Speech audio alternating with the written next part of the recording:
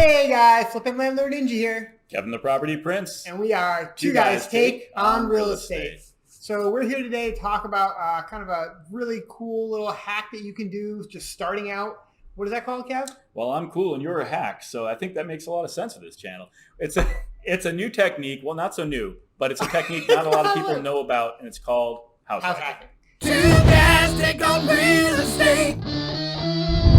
So if this is something that you're interested in, please make sure you listen all the way to the end. We're going to go over a few different general topics about it. If one of them is more interesting than the other, please comment below and we'll kind of try to talk more about that. But as always, we're here to pay it forward so you guys can learn from our stupid mistakes. That's right. And feel free to comment, like, and share with a friend. Awesome. So, all right. So what do we want to talk about first, Kev? Well, we're going to get into house hacking. And what I would like to talk about first is one of the most common questions people ask us when we do our videos and our lives, and people in the comments, they say, hey, listen, I'm 18, I'm 20 years old, I'm 25 years old. What's one of the first things I should be looking at doing when I get into real estate? So one of the things is, and that's the topic obviously today, is about house hacking, how you can get into a property and keep your expenses low and also start building that equity in that house and kind of look to get into real estate and start that real estate snowball, start kind of pushing it up the hill. That's actually a great analogy for it. And, one of the best things about house hacking is, if you're younger, maybe you don't have a ton of cash saved up, you don't have 20% down for a property like a lot of people were doing. So how in house hacking, what can you utilize to make it so you can get started at a younger age before you have a ton of money saved? So one of the great ways is actually called the FHA Loan. And this allows you as someone just starting out to get a house for 3.5% down. You can get basically a single all the way up to a 4-family. And you have to live there. That's one of the requirements. You will have to live there, and just a few other little requirements. But basically, you have to live there for 12 months. And then you can actually do it again and repeat that process. Nice. They say up to 10 times, but most of the banks are kind of stopping it at 4 because they're a little apprehensive that they think you might be over leveraged. But hey, they're just getting started, so once is fine for right now. Once is start, yeah. So that's fantastic. So if you're looking in the line of thinking for a younger person starting out, looking to get their feet wet and get into real estate, that is a perfect way for them to get starting in the realm of acquiring a property. Now, does that have to be a single? Can it be a multi? And you said it has to be owner occupied, so they have to live there. Right. That's fine, right? Because they're looking to live somewhere. I mean, that makes sense. Right. So house hacking can be, that's the FHA loan, but house hacking in general, you can even do it with a single family home. Right. One way I actually did it with my house, and I'm trying to convince this guy. I'm working on it. Is basically we had a basement that had a walkout basement. And so we're like, well, why don't fix that up and Airbnb it? I mean, that's another way to house hack. Essentially, it's short-term rentals, which is great. And honestly, it's producing awesome cash flow.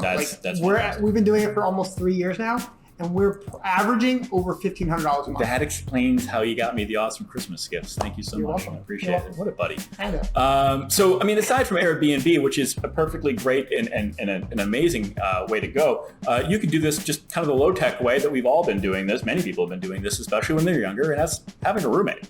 Yep. Definitely. Yeah. If you have a 3-bedroom house, you obviously don't need it as a single guy, Kev, a bachelor pad over here. Oh, sure. Yes. You could just rent out the other 2 rooms to a friend or, so, yeah. Right. No, and I mean, think about it this way. A lot of people, in college and after college, they're not married, they don't have families, they're just living with their buddies, they're living with their friends, and they're paying rent to a landlord anyway. So they're all splitting the cost of renting an apartment or maybe a nice single family house somewhere.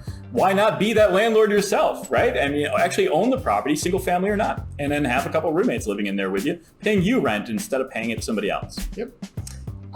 The other benefit of doing all this is kind of starting off with a house hack is that if you want eventually to be your maybe retirement vehicle or real estate be your, just your full-time job, a lot of conventional banks, when you go for a conventional loan, look at some kind of history, some kind of experience with rental property, whether it be you worked for a property management company or, you've had a house hack. And so you had some experience dealing with tenants, dealing with all those situations, the tax and all the other stuff. Well, you just introduced a whole new element into this, and that's going to make its own couple of videos, I think, too. So I want to hear from people in the comments if you want more videos about this topic. But he just hit on a great thing, tenants. So if you're just a regular person, you're looking for a place to live and you want to lower your costs, house hacking is a great thing.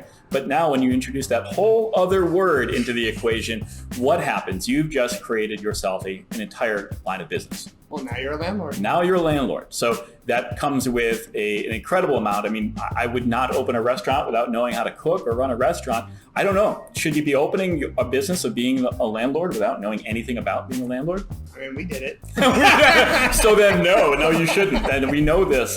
So absolutely, this is something you need to learn about a lot more before you go jumping in head first into. Now, and we can tell you, we can tell you that based on a lot of personal experience, right? So what we would want to do is, if you guys think it would be something of interest, let us know in the comments. Maybe we can make a follow-up video talking about how to get started as a landlord, maybe your first couple of rentals. Imagine if you use your FHA loan to buy a 3-family or even a 4-family house.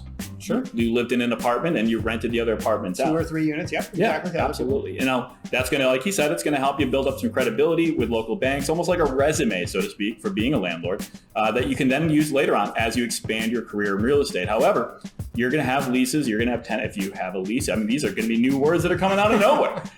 So now you're going to be dealing with running that business, being a landlord to 3 other households, perhaps. And that's the thing you have to realize. It is a business. This isn't just something, a fly-by-night thing. If you need to treat it like a business and understand that, and there's a lot of implications that come with that, whether it be legal as well as financial. Yeah, a lot of responsibilities there. And so if you're new to that, then make sure you stick around our channel because we talk a lot about this kind of stuff, and we'll be probably doing some videos to follow up on that.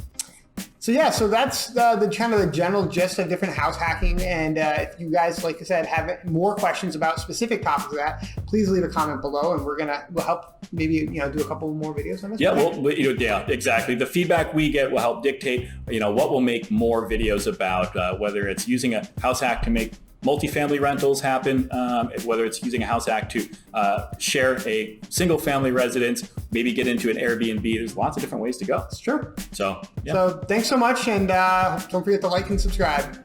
Yep. Thanks once again. We appreciate your time on this video, and we look forward to seeing you on the next one. Thanks, guys. Take care.